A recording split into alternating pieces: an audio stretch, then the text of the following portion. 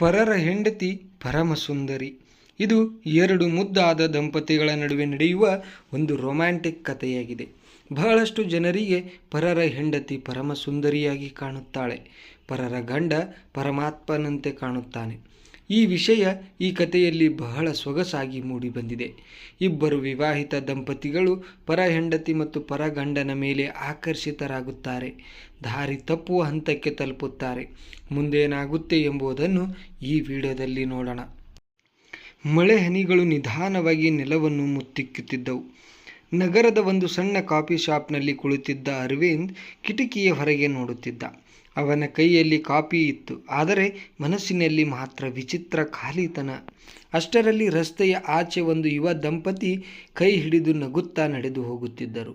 ಗಂಡ ತನ್ನ ಹೆಂಡತಿಯ ಕೂದಲನ್ನು ಸರಿಪಡಿಸಿ ಅವಳಿಗೆ ಛತ್ರಿ ಹಿಡಿದಿದ್ದ. ಆ ದೃಶ್ಯ ನೋಡಿ ಅರವಿಂದ್ ಮನಸ್ಸಿನಲ್ಲಿ ಒಂದು ಯೋಚನೆ ಮೂಡಿತು.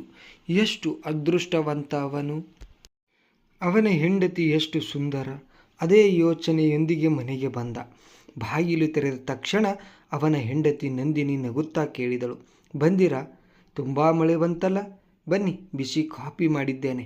ಆದರೆ ಅರವಿಂದ್ ಮುಖದಲ್ಲಿ ನಗು ಇರಲಿಲ್ಲ. ಬೇಡ, ನನಗೆ ದಣಿವಿದೆ ಅಷ್ಟೇ ಹೇಳಿ ತನ್ನ ಕೋಣೆಗೆ ಹೋಗಿಬಿಟ್ಟ. ನಂದಿನಿ ಅವನನ್ನು ನೋಡುತ್ತಲೇ ನಿಂತಳು. ಒಂದಾನೊಂದು ಕಾಲದಲ್ಲಿ ಇದೇ ಅರವಿಂದ್ ತನ್ನ ಕೈಯಿಂದ ಕಾಫಿ ಕುಡಿಸಿ ನಿನ್ನ ನಗು ನೋಡಿದರೆ ದಿನವೇ ಚೆನ್ನಾಗಿರುತ್ತೆ ಎಂದು ಹೇಳುತ್ತಿದ್ದ. ಆದರೆ ಈಗ ಆ ಮಾತುಗಳೆಲ್ಲ ನೆನಪುಗಳಾಗಿದ್ದವು. ಮರುದಿನ ಅರವಿಂದ್ ತನ್ನ ಸ್ನೇಹಿತ ವಿಜಯ್ ಮನೆಗೆ ಹೋದ. ವಿಜಯ್ ಮತ್ತು ಅವನ ಹೆಂಡತಿ ರಿಯಾ ಇಬ್ಬರು ತುಂಬ ಸಂತೋಷದಿಂದ ಮಾತನಾಡುತ್ತಿದ್ದರು. ರಿಯಾ ವಿಜಯ್ಗೆ ಕೇಕ್ ತಿನ್ನಿಸುತ್ತಿದ್ದಳು. ವಿಜಯ್ ಅವಳನ್ನು ನೋಡಿ ನಗುತ್ತಿದ್ದ. ಆ ದೃಶ್ಯ ನೋಡಿ ಅರವಿಂದ್ ಮನಸ್ಸಿನಲ್ಲಿ ಮತ್ತೆ ಅದೇ ಯೋಚನೆ. ನನ್ನ ಜೀವನದಲ್ಲಿ ಇಂಥ ರೊಮ್ಯಾನ್ಸ್ ಇಲ್ಲ, ನನ್ನ ಹೆಂಡತಿ ಏಕೆ ಹೀಗೆ ಇರಲಿಲ್ಲ? ಆದರೆ ಅವನಿಗೆ ಗೊತ್ತಿರಲಿಲ್ಲ, ಆ ನಗು ಕೇವಲ ಕೆಲ ನಿಮಿಷಗಳಷ್ಟೇ. ಅವನು ಹೊರಗೆ ಬಂದ ತಕ್ಷಣ ಅವರ ಮನೆಯೊಳಗೆ ಜಗಳ ಶುರುವಾಯಿತು. ರಿಯಾ ಕಣ್ಣೀರಿಟ್ಟಳು. ವಿಜಯ್ ಕೋಪದಿಂದ ಬಾಗಿಲು ಬಡಿದ. ಆ ಸತ್ಯ ಅರವಿಂದ್ಗೆ ಗೊತ್ತಾಗಲೇ ಇಲ್ಲ. ಆ ರಾತ್ರಿ ನಂದಿನಿ ಅರವಿಂದ್ಗಾಗಿ ಅವನಿಗೆ ಇಷ್ಟವಾದ ಪನ್ನೀರ್ ಬಟರ್ ಮಸಾಲ ಮಾಡಿದ್ದಳು. ಊಟದ ಮೇಜಿನ ಬಳಿ ಕುಳಿತ ಅರವಿಂದ್ ಒಂದು ತುತ್ತು ತಿಂದ. ಉಪ್ಪು ಜಾಸ್ತಿಯಾಗಿದೆ ಅಷ್ಟೇ ಹೇಳಿ ಎದ್ದು ಹೋದ. ನಂದಿನಿಯ ಕಣ್ಣಲ್ಲಿ ನೀರು ತುಂಬಿತು. ಅವಳು ನಿಧಾನವಾಗಿ ಹೇಳಿಕೊಂಡಳು, ಒಮ್ಮೆ ನನ್ನ ಕೈಯಿಂದ ಮಾಡಿದ ಅಡುಗೆಗೆ ಹೊಗಳುತ್ತಿದ್ದವರು ಇಂದು ಒಂದು ಒಳ್ಳೆಯ ಮಾತು ಕೂಡ ಇಲ್ಲ. ಕೆಲ ದಿನಗಳ ನಂತರ ಕಚೇರಿಗೆ ಹೊಸ ಉದ್ಯೋಗಿಯಾಗಿ ಬಂದಳು, ಮಾಯಾ ಅಂತ. ಅವಳು ತುಂಬ ಆತ್ಮವಿಶ್ವಾಸ, ಆಕರ್ಷಕ ವ್ಯಕ್ತಿತ್ವದವಳು. ಅರವಿಂದ್ ಜೊತೆ ಸ್ನೇಹ ಬೆಳೆಸಿದಳು. ಮಧ್ಯಾಹ್ನ ಇಬ್ಬರು ಒಟ್ಟಿಗೆ ಊಟ ಮಾಡುತ್ತಿದ್ದರು. ಒಂದು ದಿನ ಮಾಯಾ ನಗುತ್ತಾ ಕೇಳಿದಳು, ನಿಮ್ಮ ಹೆಂಡತಿ ಹೇಗಿದ್ದಾರೆ ಅರವಿಂದ್? ಅರವಿಂದ್ ನಕ್ಕು ಹೇಳಿದ, ಸಾಮಾನ್ಯ, ವಿಶೇಷ ಏನೂ ಇಲ್ಲ. ಮಾಯಾ ಏನೂ ಮಾತನಾಡಲಿಲ್ಲ. ಆದರೆ ಅವಳ ಕಣ್ಣಲ್ಲಿ ಒಂದು ವಿಚಿತ್ರ ನಗು ಮೂಡಿತು. ಅದು ಪ್ರೀತಿಯ ನಗುವಲ್ಲ, ಯಾವುದೋ ರಹಸ್ಯವನ್ನು ಮರೆಮಾಚಿದ ನಗು. ಅದೇ ನಗು ಮುಂದೆ ಅರವಿಂದ್ ಜೀವನವನ್ನೇ ಬದಲಾಯಿಸಲಿದೆ. ಮರುದಿನ ಕಚೇರಿಯಲ್ಲಿ ಮಾಯಾ ಅರವಿಂದನ ಟೇಬಲ್ ಬಳಿ ಬಂದು ಕೇಳಿದಳು, ಇವತ್ತು ಸಂಜೆ ಕಾಫಿಗೆ ಬರ್ತೀರಾ? ಅರವಿಂದ್ ಒಂದು ಕ್ಷಣ ಯೋಚಿಸಿ ಒಪ್ಪಿದ. ಸಂಜೆ ಇಬ್ಬರು ಕಾಫಿ ಶಾಪ್ನಲ್ಲಿ ಕುಳಿತಿದ್ದರು. ಮಾಯಾ ನಗುತ್ತಾ ಮಾತನಾಡುತ್ತಿದ್ದಳು. ಅವಳ ಮಾತುಗಳಲ್ಲಿ ಆಕರ್ಷಣೆ ಇತ್ತು. ಅರವಿಂದ್ ಬಹಳ ದಿನಗಳ ನಂತರ ಹಗುರವಾಗಿ ನಕ್ಕ. ಮನೆಗೆ ಹೋದಾಗ ನಂದಿನಿ ಕೇಳಿದಳು, ಇಷ್ಟು ತಡ ಯಾಕಾಯಿತು? ಆಫೀಸ್ ಮೀಟಿಂಗ್ ಇತ್ತು ಅಂತ ಸುಳ್ಳು ಹೇಳಿದ. ಅರವಿಂದ್ ತನ್ನ ಕೋಣೆಗೆ ಹೋದ. ಆ ದಿನದಿಂದ ಕಾಪಿ, ಮೆಸೇಜ್, ಫೋನ್ ಕಾಲುಗಳು ಹೆಚ್ಚಾಗುತ್ತಾ ಹೋದವು. ಒಂದು ದಿನ ಮಾಯಾ ಹೇಳಿದಳು, ನೀವು ನನ್ನನ್ನು ಮೊದಲೇ ಭೇಟಿಯಾಗಿದ್ದರೆ ನಿಮ್ಮ ಜೀವನವೇ ಬೇರೆ ಇರುತ್ತಿತ್ತು. ಆ ಮಾತು ಅರವಿಂದ್ ಮನಸ್ಸಿನಲ್ಲಿ ಮನೆ ಮಾಡಿತು. ಕೆಲ ದಿನಗಳ ನಂತರ ಮಾಯಾ ಹುಟ್ಟುಹಬ್ಬ. ಅರವಿಂದ್ ದುಬಾರಿ ಉಡುಗೊರೆಯೊಂದನ್ನು ಖರೀದಿಸಿದ. ಅದೇ ದಿನ ನಂದಿನಿಯ ಹುಟ್ಟುಹಬ್ಬ ಕೂಡ ಇತ್ತು. ಆದರೆ ಅವನಿಗೆ ಅದು ಮರೆತು ಹೋಯಿತು. ಸಂಜೆ ಮನೆಗೆ ಬಂದಾಗ ಡೈನಿಂಗ್ ಟೇಬಲ್ ಮೇಲೆ ಸಣ್ಣ ಕೇಕ್ ಇತ್ತು. ನಂದಿನಿ ಒಬ್ಬಳೇ ಕುಳಿತಿದ್ದಳು. ಅವಳು ನಗುವ ಪ್ರಯತ್ನ ಮಾಡಿ ಕೇಳಿದಳು, ಇವತ್ತು ಏನಾದರೂ ನೆನಪಿದೆಯಾ? ಅರವಿಂದ್ ತಲೆಯಾಡಿಸಿದ. ಇಲ್ಲ. ನಂದಿನಿ ಏನೂ ಹೇಳಲಿಲ್ಲ. ಕೇಕ್ನ ಮೇಣದ ಬತ್ತಿಯನ್ನು ತಾನೇ ಆರಿಸಿ ಸಣ್ಣ ನಗುವಿನ ಹಿಂದೆ ತನ್ನ ಕಣ್ಣೀರನ್ನು ಮರೆಮಾಚಿದಳು. ಆ ದೃಶ್ಯ ಅರವಿಂದ್ಗೆ ಕಾಣಲಿಲ್ಲ. ಒಂದು ವಾರದ ನಂತರ ಮಾಯಾ ಅರವಿಂದ್ಗೆ ಫೋನ್ ಮಾಡಿದಳು. ತುಂಬ ತುರ್ತು, ನನಗೆ 2 ಲಕ್ಷ ರೂಪಾಯಿ ಬೇಕು, 1 ತಿಂಗಳಲ್ಲಿ ವಾಪಸ್ ಕೊಡುತ್ತೇನೆ. ಅರವಿಂದ್ ಯೋಚಿಸದೆ ತನ್ನ ಉಳಿತಾಯದ ಹಣವನ್ನೇ ಕೊಟ್ಟ.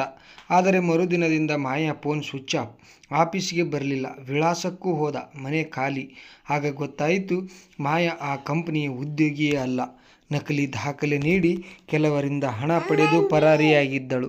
ಅರವಿಂದ್ ಕಾಲಿನ ಕೆಳಗಿನ ನೆಲವೇ ಕುಸಿದಂತಾಯಿತು. ದುಃಖದಿಂದ ಮನೆಗೆ ಬಂದ. ನಂದಿನಿ ಅವನ ಮುಖ ನೋಡುತ್ತಿದ್ದಂತೆಯೇ ಏನೋ ಆಗಿದೆ ಎಂದು ಅರಿತುಕೊಂಡಳು. ಏನಾಯಿತು ಅರವಿಂದ್? ಮೊದಲ ಬಾರಿಗೆ ಅರವಿಂದ್ ಎಲ್ಲವನ್ನೂ ಒಪ್ಪಿಕೊಂಡ. ಸುಳ್ಳು, ಮಾಯಾ, ಹಣ ಎಲ್ಲವೂ. ಕೊನೆಯಲ್ಲಿ ತಲೆ ತಗ್ಗಿಸಿ ಹೇಳಿದ, ನನ್ನನ್ನು ಕ್ಷಮಿಸು, ನಾನು ನಿನ್ನನ್ನು ನಿರ್ಲಕ್ಷ್ಯ ಮಾಡಿದೆ. ನಂದಿನಿ ಕೆಲವು ಕ್ಷಣ ಮೌನವಾಗಿದ್ದಳು. ನಂತರ ಒಳಗೆ ಹೋಗಿ ಒಂದು ಫೈಲ್ ತಂದು ಅವನ ಕೈಗೆ ಕೊಟ್ಟಳು. ಅದರೊಳಗೆ ಬ್ಯಾಂಕ್ ಪಾಸ್ಬುಕ್. ಅರವಿಂದ್ ಆಶ್ಚರ್ಯದಿಂದ ನೋಡಿದ. ಇದು ಏನು?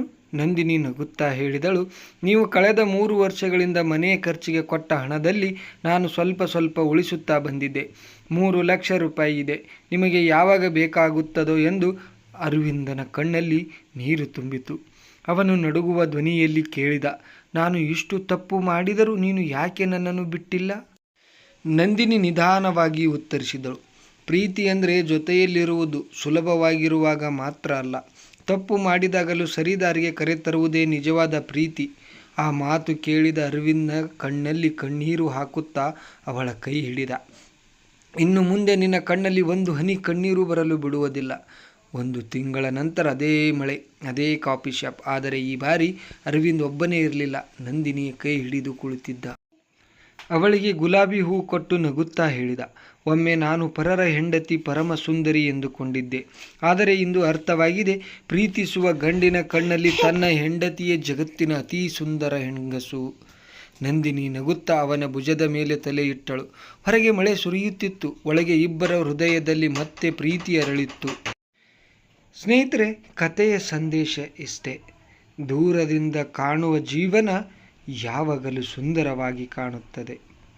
ಆದರೆ ನಿಜವಾದ ಪ್ರೀತಿ, ನಂಬಿಕೆ ಮತ್ತು ತ್ಯಾಗ ನಮ್ಮ ಮನೆಯಲ್ಲೇ ಇರುತ್ತದೆ. ಹೋಲಿಕೆಯ ಪ್ರೀತಿಯನ್ನು ಕೊಲ್ಲುತ್ತದೆ, ಕೃತಜ್ಞತೆ ಅದನ್ನು ಮತ್ತೆ ಜೀವಂತಗೊಳಿಸುತ್ತದೆ. ಸ್ನೇಹಿತರೆ, ನೋಡಿದ್ರಲ್ಲ ಈ ಕತೆ. ನಿಮಗೆ ಹೇಗೆ ಅನ್ನಿಸ್ತಂತ ನಿಮ್ಮ ಅಭಿಪ್ರಾಯವನ್ನು ಕಾಮೆಂಟ್ ಮಾಡಿ ತಿಳಿಸಿ. ಈ ವಿಡಿಯೋ ಲೈಕ್ ಮಾಡಿ, ಹಾಗೆ ಇತರರಿಗೂ ಕೂಡ ಶೇರ್ ಮಾಡಿ. ಮತ್ತೆ ಇದೇ ರೀತಿಯಾದ ಕಥೆಯೊಂದಿಗೆ ಸಿಗೋಣ. ಧನ್ಯವಾದಗಳು.